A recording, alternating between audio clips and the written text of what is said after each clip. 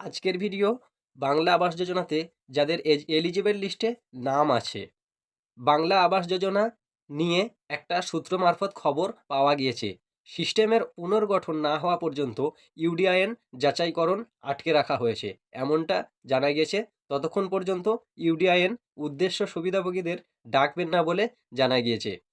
এটি প্রস্তুত হলেই তারা অবহিত করবে বলে জানা গিয়েছে। তবে সুবিধাভোগীদের উপদেশ বা অর্থ মুক্তির জন্য ইউডিআইএন যাচাইকরণ বাধ্যতামূলক নয়।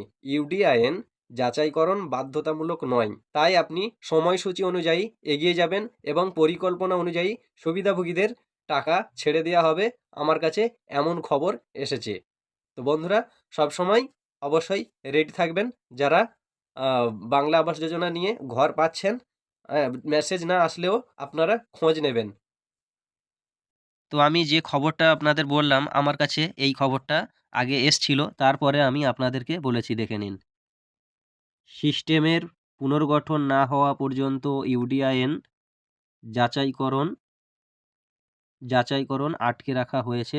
ততক্ষণ পর্যন্ত ইউডিআইএন উদ্দেশ্যে সুবিধাভোগীদের ডাকবেন না।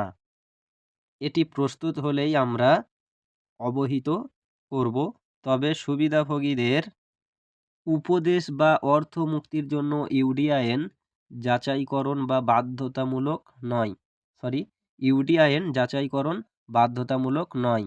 তাই আপনি সময়সূচি অনুযায়ী এগিয়ে যাবেন এবং পরিকল্পনা অনুযায়ী সুবিধাভোগীদের টাকা ছেড়ে দেয়া হবে। তো আজকের ভিডিও এই পর্যন্ত।